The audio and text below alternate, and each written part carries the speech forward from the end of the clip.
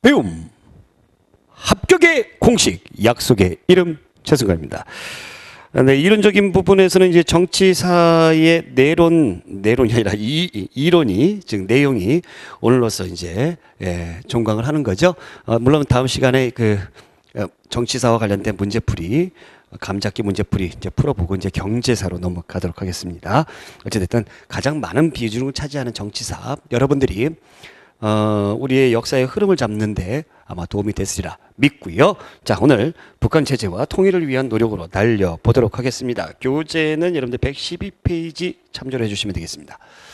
북한 체제의 모습, 네, 짠하죠. 북한에 대해 생각하면 좀 짠해요. 왜 짠할까요? 너무 못 사니까. 불쌍합니다. 김일성 독재 체제가 강화되고요. 1950년대 김일성이 어떻게 합니까? 전쟁 끝나고 나서 숙청 작업을 합니다. 남로 단계, 그래서 남쪽에 있는 노동당, 즉 남쪽에 있는 공산당이 이제 북쪽으로 이제 월북했잖아요. 그 사람 숙청해 버리고요. 예남파, 중국에 있는 공산당, 예남파 숙청해 버리고 소련 쪽에 있는 소련파들도 다 숙청해 버린다라는 얘기입니다. 그리고 나서 전쟁 끝나서 전후 경제 복구 사업을 하는데 이른바 협동농장 이런 거 만들어 가지고 다 같이 일하고 다 같이 놀아준다. 그 다음에 천리마 운동을 하는데 이 천리마 운동이 뭐냐면 천리를 달리는 말처럼 열심히 일하세 이런 거죠. 자, 60년대 들어오게 되면은 주체사상이라는 게 나옵니다. 주체사상. 이 주체사상이 뭐냐면 전 세계에도 없는 그런 공산주의 이론이에요. 여기서 만든 거예요. 원래 공산주의의 이론은 유물론인데요. 물질이 인간을 변하게 한다라고 이야기를 하는 겁니다. 유물론. 유물론. 네. 마르크스가 만든 건데. 그런데 이 주체사상은 아니다. 인간이 역사의 주체가 된다. 예. 이렇게 반대로 얘기를 해버렸어요. 그런데 인간의 역사가 주체가 되는데 보통 인간들이 나약하기 때문에 이 중심을 잘 잡고 가는 사람 누가 있다? 김일성이 있다. 그러니까 김일성을 믿고 따라라라는 겁니다. 결국엔 그거예요. 믿고 따라라. 김일성 개인 숭배. 네. 1인 독재 체제를 사상적으로 뒷받침하는 거죠. 70년대 들어오게 되면서 이 사회주의 헌법이 나오게 되면서 헌법을 제정하는데 그러면서 이 주체 사상이 이 헌법에 반영이 되는 겁니다. 반영이 돼요. 왜 나와 있죠?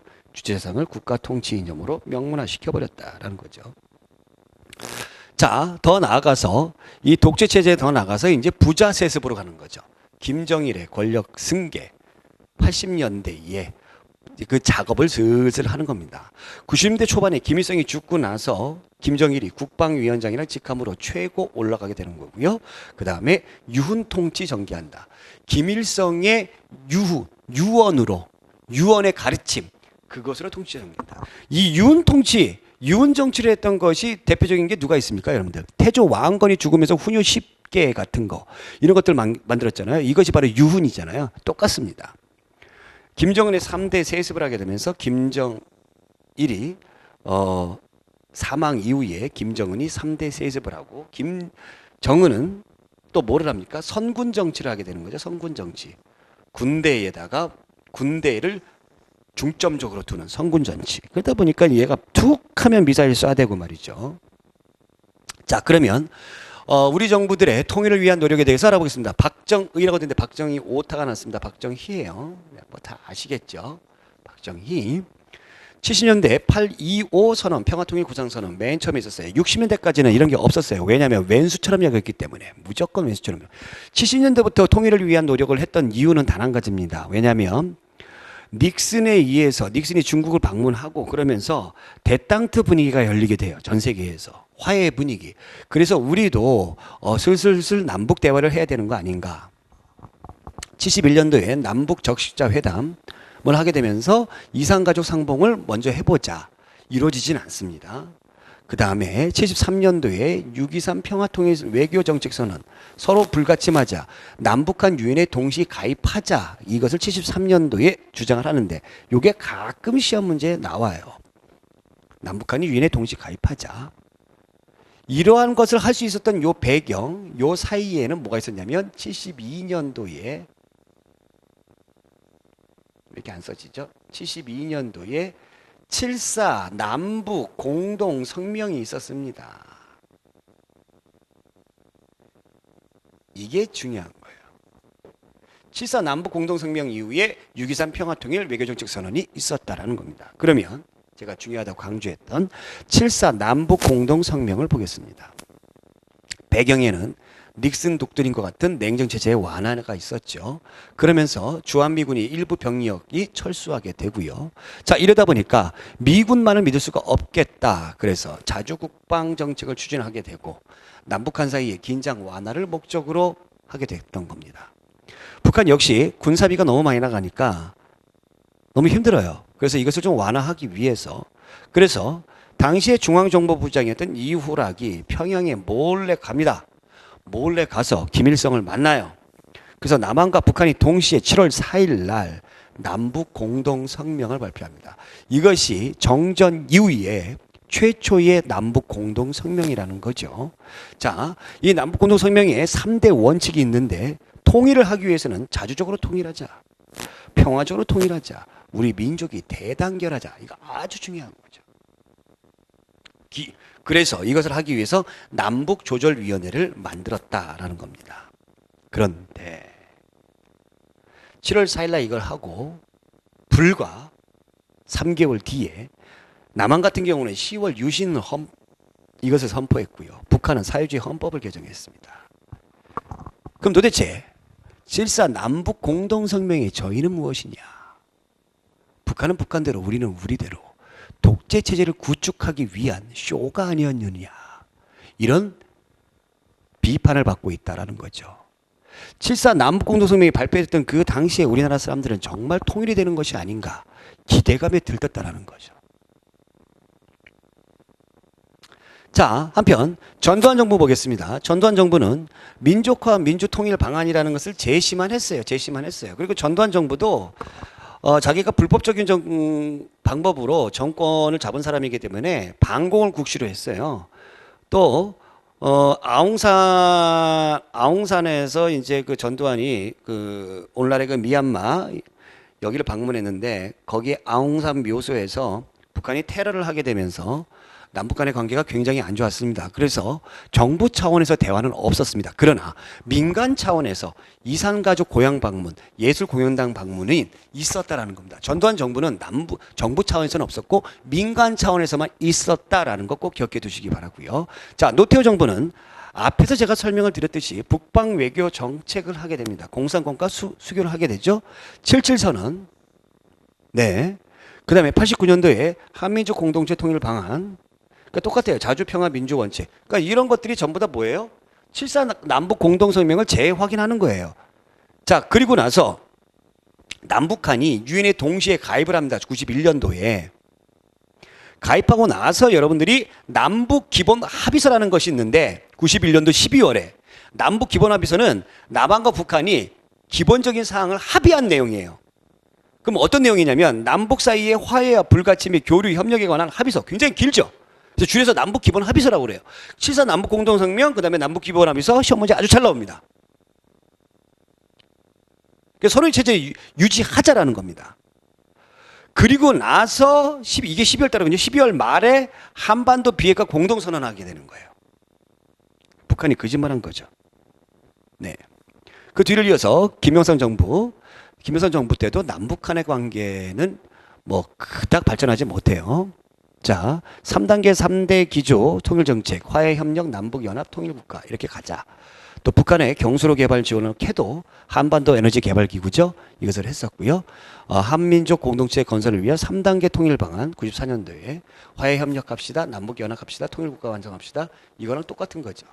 화해협력, 남북연합, 통일국가. 이거 주장했어요. 주장만 하고 끝난 거예요. 남북한하고 뭔가를 합의한 건 없어요. 자, 그 다음에 김대중 정부 햇볕 정책.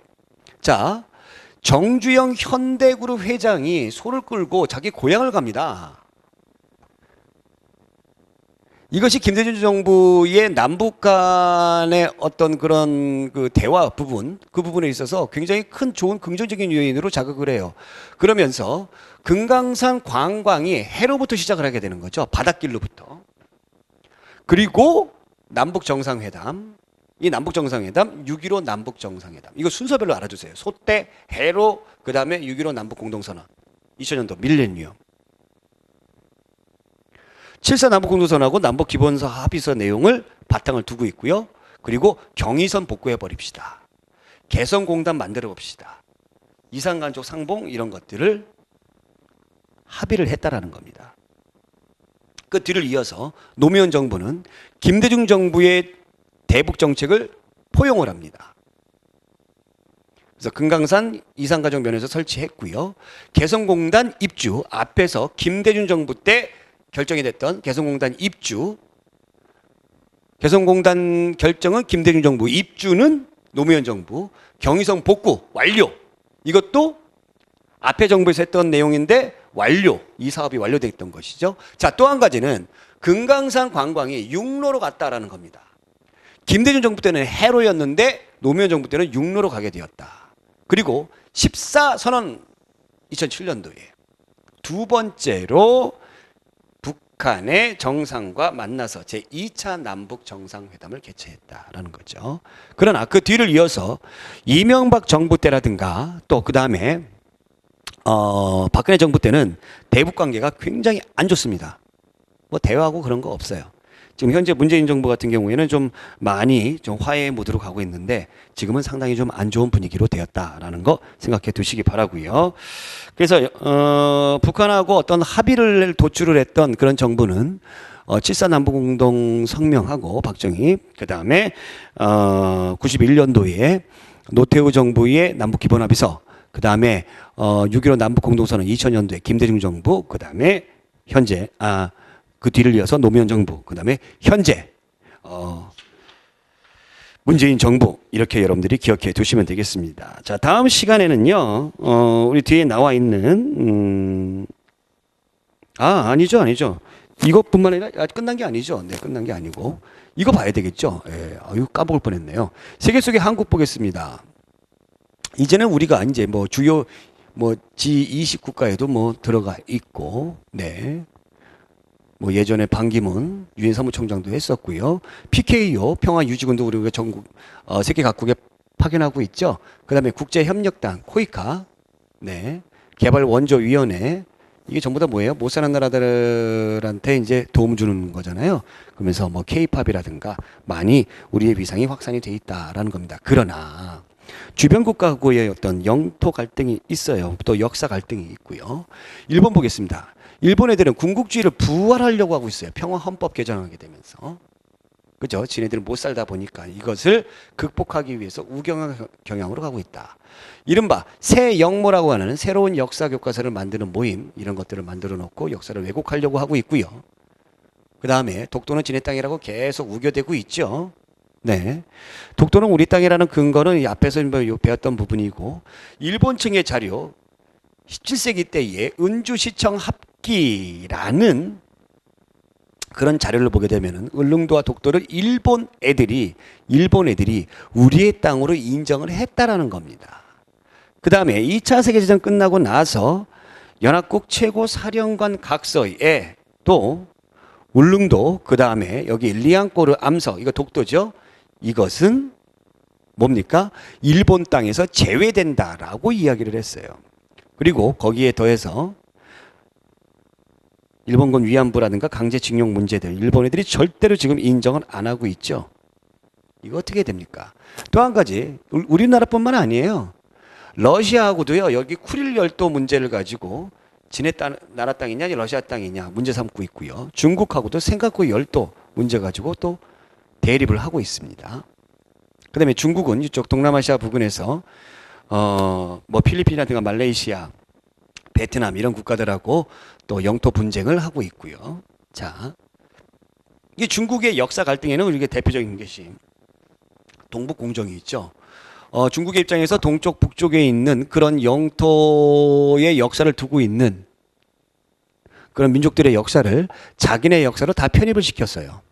중국 내의 모든 민족은 중화민족이다. 그래서 동북공정, 서남공정이 있었는데, 그러다 보니까 동북공정이 이미 끝났지만 부여, 고구려, 발해를 중심, 부여, 고구려, 발해를 중국의 역사로 편입을 시켰다. 말도 안 되는.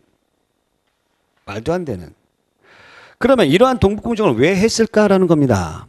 왜 했을까? 만약에 우리가 중국 애들이나 일본 애들이나 우리나라가 사실 통일되는 게 굉장히 두려운 겁니다. 왜냐하면 새로운 강대국으로 부강을 하기 때문에 그게 굉장히 두려워요. 근데 혹시 통일하게 되면은 이 만주 지역을 우리나라 애들이 영토권을 달라고 영토권 주장을 하지 않을까? 실질적으로 베트남이 통일되고 나서 베트남이 중국 쪽에 붙어 있는 그 영토를 자기네 영토라고 우겨대가지고, 우겨댔다기보다는 예, 문제로 삼았죠. 문제로 삼아가지고 중국이 반환한 적이 있습니다. 그래서 더더욱 이 동북 공정을 얘네들이 이렇게 한 것이 아닌가라는 그런 생각도 한번 해봅니다. 자, 우리가 이제 통일과 관련된 단원을 공부를 했습니다만, 우리 민족이 이렇게 반으로 갈라져 있습니다만, 그래도 잘 살고 있죠. 네, 세계 20위권 안에 들어가는 경제 대국으로 가고 있고요. 문화적인 부분으로도 상당히 많은 사람들이 한국을 추종하고 따라가고 있습니다. 그러나 여기서 멈추지 말고 우리가 한 발 더 진전을 하기 위해서는 반드시 뭐를 해야 됩니까? 반드시 통일해야 됩니다. 통일 대한민국을 먼 후대에 이렇게 미뤄서는 안 되고 우리 때에 이루겠다는 생각을 가지고 가야 우리의 역사가 더 발전하고 또 여러분들의 삶도 더 윤택해지고 행복해지지 않을까라는 생각을 해봅니다. 오늘 여기까지. 고맙습니다.